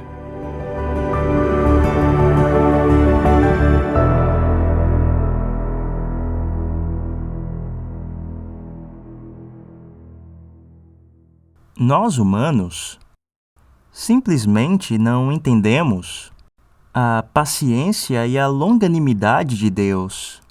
Ainda assim, o Senhor disse que seu Espírito não contenderia para sempre com o homem, há um limite. Nos dias de Noé, o limite que foi estabelecido foi de 120 anos. Por que Deus não acabou com os maus logo de vez? Bem, é porque Ele ama a sua criação.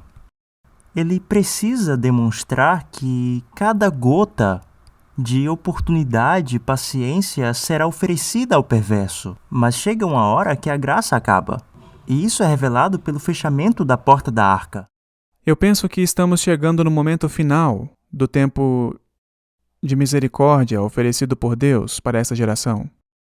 Hoje, a mensagem de Noé está sendo pregada na forma das 3 mensagens angélicas.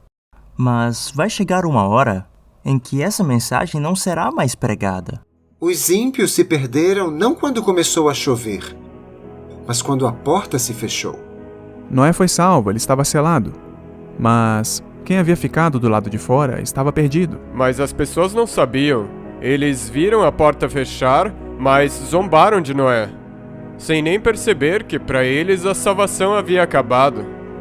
O período de graça havia acabado. Ainda assim, a humanidade continuava a sua rotina sobre a Terra. Da mesma maneira, no tempo do fim, haverá um período em que o tempo da graça já haverá acabado. Mas a humanidade continuará vivendo sobre a Terra. O julgamento já está finalizado. Um julgamento foi feito de que nações, pessoas seriam destruídas, mas a execução desse julgamento ainda não foi realizada. E é isso que vai acontecer no fim dos tempos. Muitos creem que o convite à salvação terminará depois que Jesus voltar, mas o fechamento da porta nos dias de Noé mostra que isso não é verdade. O convite à salvação cessará antes da volta de Cristo. Lemos isso em Apocalipse capítulo 22. Aquele que é injusto, que continue a ser injusto. Aquele que é imundo, que continue a ser imundo. E aquele que é justo, que continue sendo justo. E aquele que é santo, que continue a ser santo. E sabemos que este verso é anterior à volta de Jesus, porque a próxima frase diz: E eis que venho logo. Quando aquele momento chegar, a paciência de Deus já verá se esgotado, assim como nos tempos de Noé. Portanto, não devemos nos preparar para a segunda vinda de Cristo em si. Nós devemos nos preparar para o fim do tempo de graça. Esse é o ponto-chave.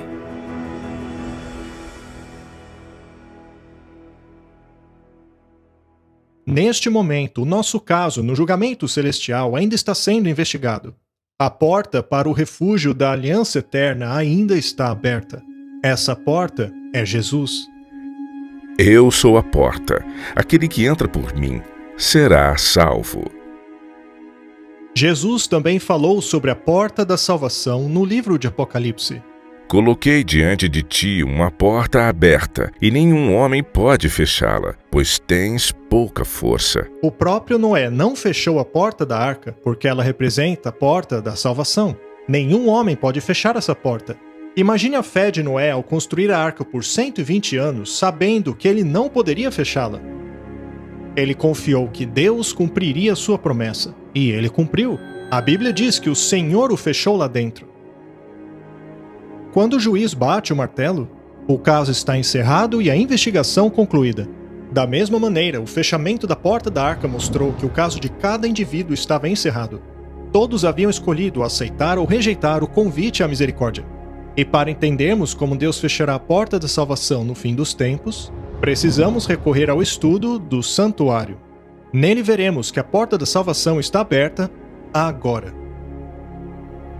Pois Cristo não entrou num lugar santo feito por mãos, que são figuras do verdadeiro, mas entrou no próprio céu, para agora permanecer na presença de Deus por nós.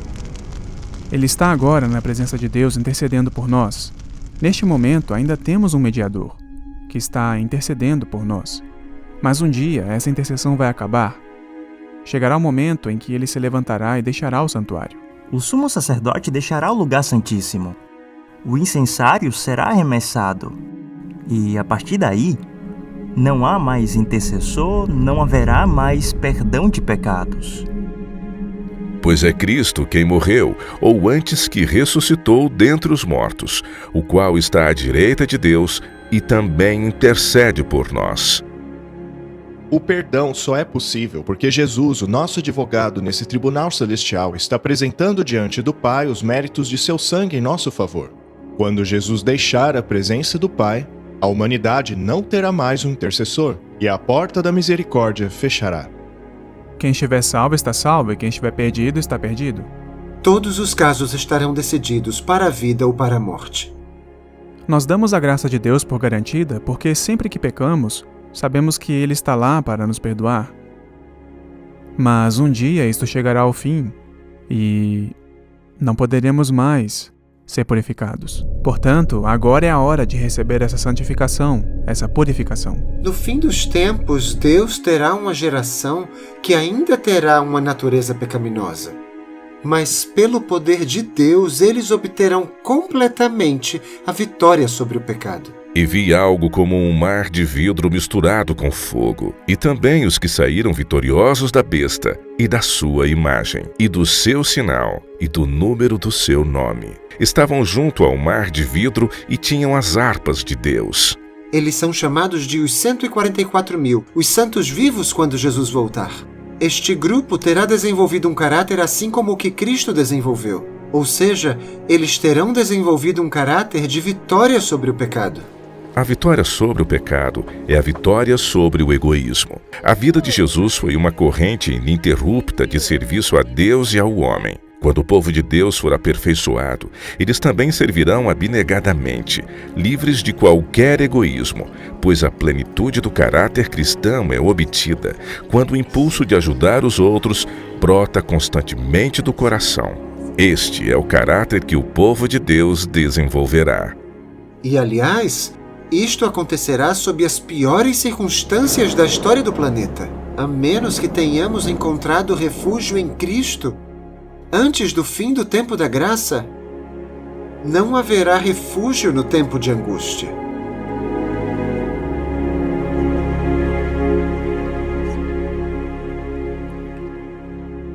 A Bíblia diz que Satanás é o acusador dos irmãos. Por outro lado, Jesus é o nosso advogado diante do Pai. Mas Jesus não pode terminar seu trabalho de intercessão e alegar que sobre a terra há uma geração de santos cheia do seu espírito, capaz de permanecer diante de Deus sem um intercessor. Portanto, agora mesmo, Jesus está cumprindo as promessas de sua aliança, trabalhando naqueles que o permitem. Havendo confessado seus pecados a Jesus, receberam perdão, e pelo poder dele, seus caráteres estão sendo santificados. Assim eles serão capazes, pelo poder de Deus, a não pecarem durante o tempo de angústia, quando não houver um intercessor no santuário celestial.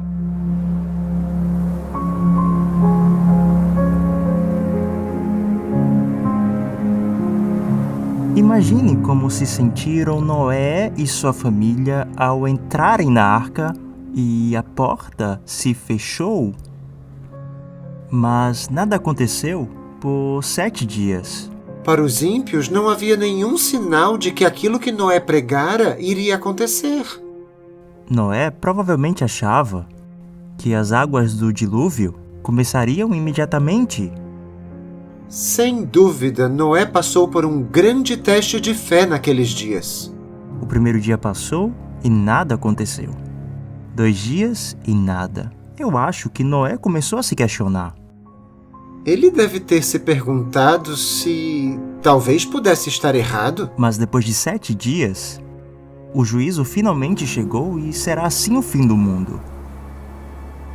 O povo de Deus vai passar por um tempo de profunda angústia. Eles serão levados a pensar, serão tentados a pensar que a presença de Deus os abandonou.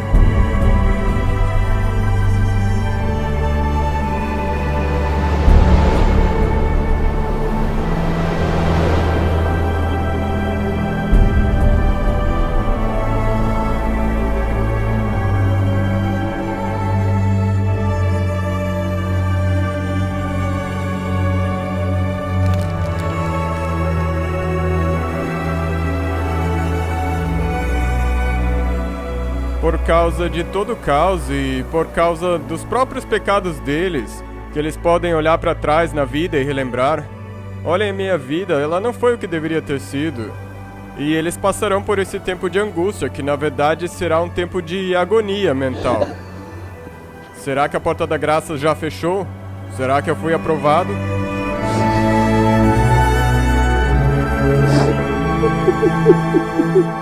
Quando exatamente a porta da graça fecha, ninguém sabe. Quando as pragas começarem a cair, saberemos que acabou o tempo da graça. Assim como nos dias de Noé, haverá uma grande pregação. Uma pregação que dividirá os homens em 2 grupos. Depois a porta se fechará. Então haverá um período em que a fé daqueles que entraram na arca será testada, e aqueles que ficaram de fora acharão que a pregação de Noé estava errada. Mas aí virá a destruição. O paralelismo com o tempo do fim é impressionante, pois hoje temos a pregação das 3 mensagens angélicas que anunciam a hora do juízo de Deus. Depois disso temos o fim do tempo de graça, no qual os impuros continuarão impuros e os justos continuarão justos, os santos continuarão santos e os injustos injustos. E logo depois teremos o tempo de angústia, no qual o povo de Deus estará na terra e terá sua fé provada, e finalmente virá a destruição. Assim, há um paralelismo impressionante entre os tempos de Noé e aquilo que ocorrerá no fim dos tempos em relação ao juízo. E mais uma vez, esse julgamento termina no final desse período probatório, não na segunda vinda de Cristo. Ele termina no fim desse período probatório, quando a porta se fecha, assim como nos dias de Noé. Em Lucas capítulo 13, também há o fechamento da porta. As pessoas baterão nela, desejando entrar. Porque eu vos digo que muitos procurarão entrar, e não poderão. Quando o dono da casa se levantar e fechar a porta, e começar desde fora a bater à porta, dizendo: Senhor, Senhor, abre-nos. Ele responderá: Não sei de onde vocês são.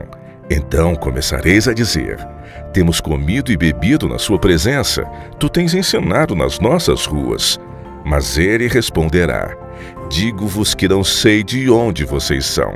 Apartai-vos de mim, vós todos que praticais a iniquidade. E a coisa triste de tudo isso é que muitas pessoas que estarão batendo na porta enganaram a si mesmo.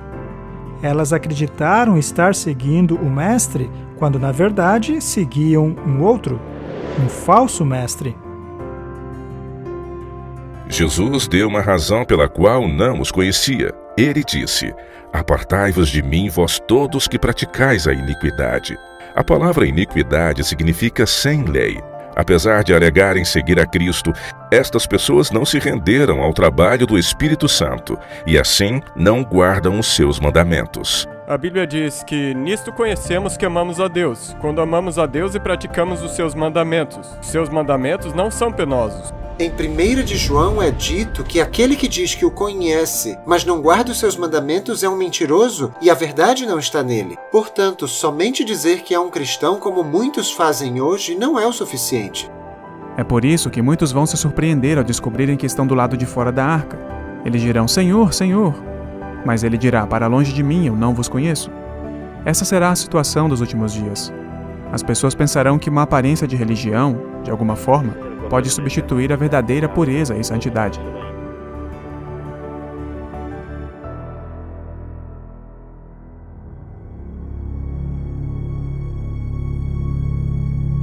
Quando Deus fechou a porta da arca, as pessoas já haviam feito sua escolha. Alguns decidiram ficar dentro e outros de fora da arca.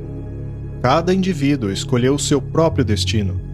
Foi somente após a decisão de cada um que a porta foi fechada e a execução do julgamento teve início com a queda da chuva.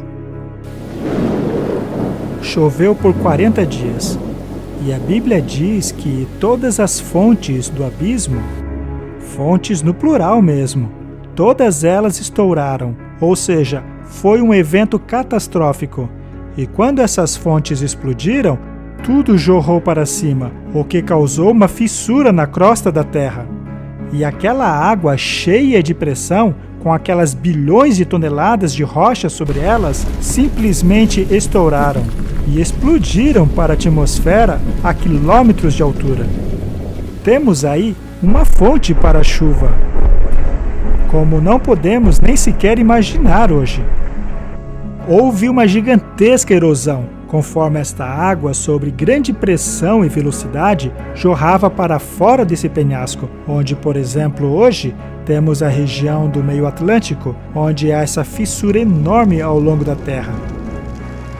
Ela pode muito bem ter sido a rachadura de onde jorrou toda aquela água. Eu acho que nós ficaríamos apavorados se pudéssemos ver o que aconteceu ambientalmente no mundo durante o dilúvio.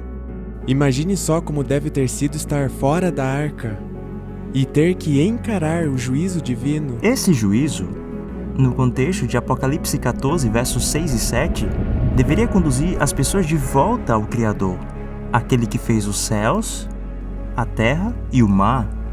Mas o que é diferente em relação a Apocalipse 14 é que lá também menciona as fontes das águas. E isso pode somente apontar para o dilúvio.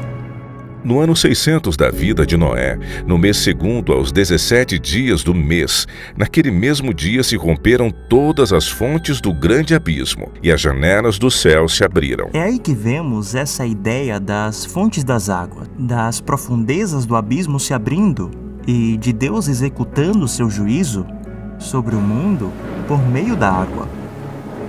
A menção da primeira mensagem angélica para adorarmos aquele que fez as fontes das águas é uma referência àquelas águas que inundaram a terra. Depois que a primeira mensagem angélica anunciou que a hora do seu juízo chegou, somos lembrados que Deus julgará a terra novamente, assim como nos dias de Noé.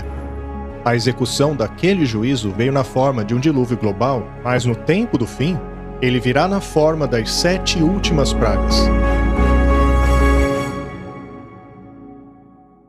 Nos dias de Noé, foi o dilúvio que destruiu o mundo. Mas no fim dos tempos, essa destruição será causada pelas 7 últimas pragas. A segunda mensagem angélica direciona esta advertência ao povo de Deus que ainda está nas igrejas apóstatas, dizendo: sai dela, povo meu, para que não participem de seus pecados e para que não recebam as suas pragas. Hoje Deus pode ter um povo espalhado em muitas igrejas, mas eles precisam sair delas, pois quem ficar em Babilônia receberá as pragas. Isso é claro. A terceira mensagem angélica também nos alerta sobre essas pragas. Ela diz: qualquer um que adorar a besta e a sua imagem e receber o sinal em sua testa ou mão, também este beberá do vinho da ira de Deus, que se deitou não misturado no cálice da sua ira. E a ira de Deus, de acordo com a Bíblia, é definida no próximo capítulo como sendo as 7 últimas pragas. E vi outro grande e admirável sinal no céu, 7 anjos que tinham as 7 últimas pragas, porque nelas é consumida a ira de Deus. As pragas são, na verdade, o derramamento da ira de Deus sem nenhuma gota de misericórdia. E não sou eu quem diz isso, a própria Bíblia o diz. será o pior momento da história da Terra. Deus é longânimo, mas quando a humanidade atingir o limite de sua paciência, as pragas cairão. E Davi, no livro de Salmos, nos diz qual é esse limite. Já é tempo de agires, Senhor, pois eles tornaram a tua lei nula. Na crise da marca da besta, a humanidade aprovará uma lei que forçará as pessoas a quebrarem a lei de Deus. Será neste tempo que Deus intervirá, assim como fez no Egito. O faraó fez uma lei. Ele disse a Moisés: "Você, Moisés, faz o povo descansar." Shabat, em hebraico. Ou seja, você, Moisés, faz o povo guardar o sábado. Ora, volte ao trabalho. Então o faraó fez uma lei anti-sábado. E a consequência imediata a esta lei foram as pragas. Já o faraó dos dias de hoje fará uma lei semelhante, e a consequência dela será as pragas.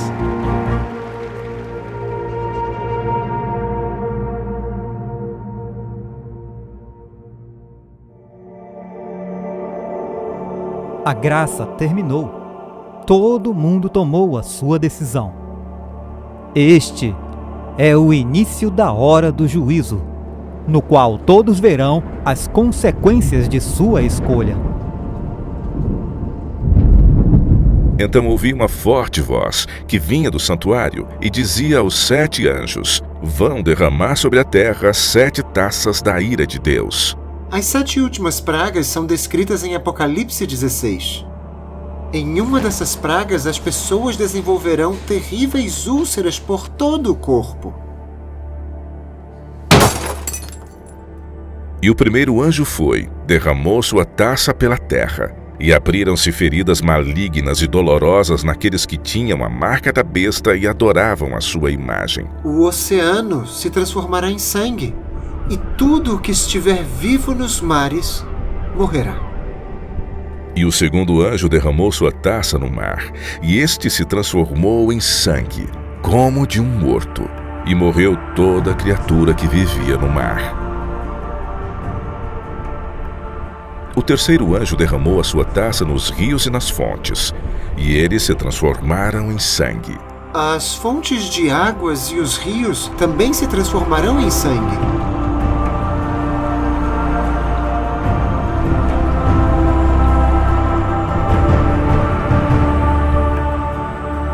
O sol abrasará toda a vegetação com um incrível calor. E o quarto anjo derramou a sua taça no sol, e foi dado poder ao sol para queimar os homens com fogo, e estes foram queimados pelo forte calor e amaldiçoaram o nome de Deus, que tem domínio sobre essas pragas. Contudo, se recusaram a arrepender-se e glorificá-lo. E o quinto anjo derramou sua taça sobre o trono da besta, cujo reino ficou em trevas. De tanta agonia, os homens mordiam a própria língua e blasfemavam contra o Deus dos céus por causa das suas dores e das suas feridas. Ainda assim, se recusaram a arrepender-se de seus atos. O sexto anjo derramou sua taça sobre o grande rio Eufrates, e secaram-se as suas águas para que fosse preparado o caminho para os reis que vêm do Oriente. Na sexta praga, o secamento do rio Eufrates significa que as multidões tirarão o seu apoio dos líderes religiosos. Na verdade, elas se voltarão contra eles, e eu saliento que isso só vai ocorrer depois do fim do tempo de graça. As pessoas se convencerão de que foram enganadas. Estamos perdidos, dizem elas. Vocês são os culpados disso. E assim se voltarão contra os falsos pastores. Haverá derramamento de sangue por toda parte. As pessoas estarão vivas quando acabar o tempo de graça. As pragas cairão sobre elas. E isso vai acontecer antes que Jesus retorne nas nuvens do céu. Sabemos que Jesus ainda não terá voltado logo após o envio da sexta praga, porque entre a sexta e a sétima praga ele diz: eis que venho como um ladrão. E o sétimo anjo derramou sua taça no ar, e do santuário saiu uma forte voz que vinha do trono dizendo: está feito. Houve relâmpagos, vozes, trovões e um forte terremoto. Nunca havia ocorrido um terremoto tão forte como esse desde que existe homem sobre a terra.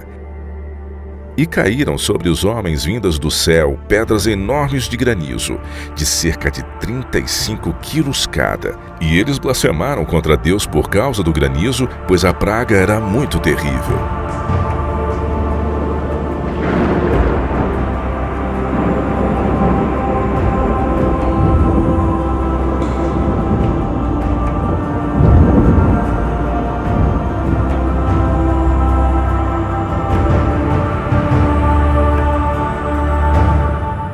As 7 últimas pragas não tocarão ninguém do povo de Deus. Alguns pensam que Deus arrebatará a igreja do mundo antes da volta de Jesus. Porém, a Bíblia não ensina que Deus nos tira da tribulação, mas que nos salva na tribulação. O povo de Deus será protegido, assim como o povo de Israel foi protegido no Egito. Deus não retirou Israel do Egito antigo, antes das pragas caírem, mas ele os protegeu durante as pragas. Uma vez que isto é uma tipologia, o mesmo deve acontecer no tempo do fim. O povo de Deus estará aqui quando as pragas caírem. Todos eles possuem o selo de Deus em suas testas. Assim, quando as pragas caírem, eles ficarão de pé. Eles passarão por meio das pragas. Deus os salvará em meio às pragas, assim como salvou Noé e sua família que estavam selados em meio ao dilúvio. Assim vemos um paralelismo entre Gênesis e Apocalipse. Será o pior momento na história do mundo. Será um momento em que somente a proteção divina guardará o seu povo. Este há de triunfar em meio a este período. O Salmo 91 será um conforto durante esse tempo. 1000 cairão ao teu lado e 10.000 à tua direita, mas tu não serás atingido. Somente com os teus olhos contemplarás e verá a recompensa dos ímpios, porque tu, ó Senhor, és o meu refúgio. No Altíssimo fizeste a tua habitação. Nenhum mal te sucederá, nem praga alguma chegará à sua tenda, porque aos seus anjos dará ordem ao teu respeito, para te guardarem em todos os teus caminhos. Eles te sustentarão nas suas mãos, para que não tropeces com o teu pé em pedra. Eles terão desenvolvido um caráter refinado por meio de um íntimo relacionamento com Cristo. E como resultado disso, Cristo colocará seu selo sobre eles, para sustentá-los no tempo de angústia. E também para revelar aos anjos quem terá sua proteção neste tempo de prova. A arca foi o meio utilizado por Deus para cumprir a promessa de sua aliança e mostrar misericórdia a Noé. Assim, a arca do tempo do fim será o meio pelo qual Deus cumprirá a sua promessa de mostrar misericórdia àqueles que aceitaram fazer parte de sua aliança eterna. E é somente através do sangue de Jesus que fazemos parte dela. Deus comissionará os seus santos anjos para protegerem aqueles que entraram em sua aliança. Estes terão a proteção divina durante as pragas.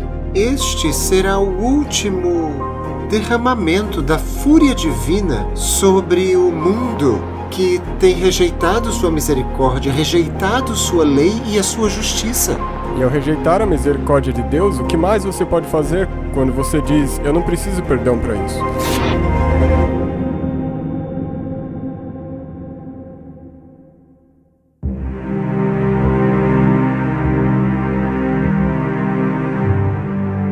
Nenhum homem precisa receber dessas pragas, porque Jesus já bebeu esse cálice por nós. Foi no jardim do Getsémani, quando a culpa pelos pecados do mundo foi colocada sobre os ombros de Jesus. Quando ele disse, minha alma está profundamente aflita, até a ponto de morrer.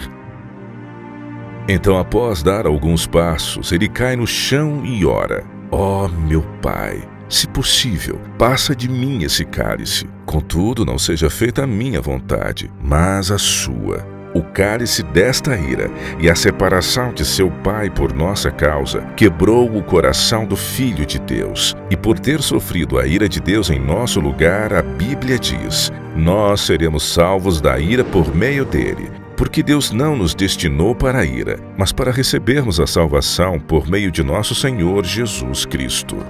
O mundo zombou e ridicularizou a mensagem de Noé, mas isso tudo cessou com a chegada da chuva. Quando as pragas começarem a cair, as pessoas entenderão que rejeitaram a verdade. Então agora é a hora de dar ouvidos e de se preparar.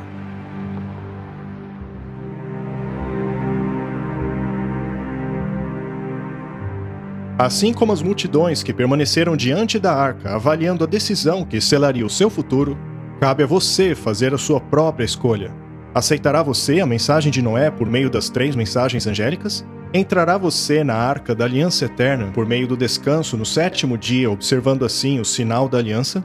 Será você um dos que guardam os mandamentos de Deus e a fé de Jesus?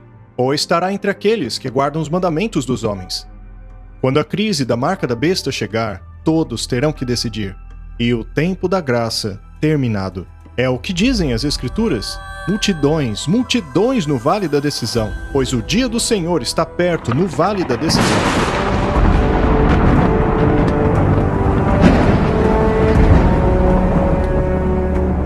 O próximo evento após a 7ª praga é a bendita esperança, a gloriosa vinda do nosso Deus e Salvador Jesus Cristo. Por séculos os cristãos têm falado nela, têm sonhado e aguardado ansiosamente pelo dia em que verão face a face aquele que morreu para redimi-los. Mas e você? Você estará pronto para encontrá-lo?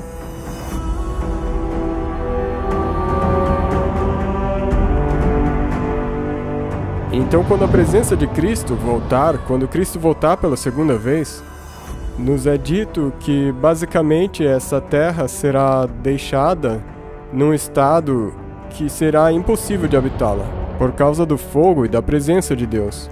O nosso Deus é um fogo consumidor.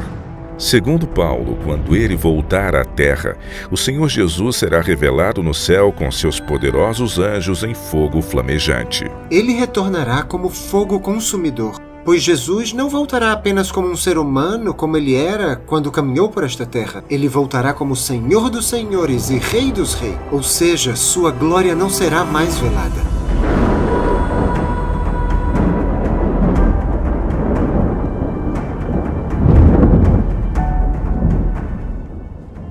Impressionado com a visão da volta de Jesus, Isaías escreveu: Quem de nós habitará com o fogo devorador?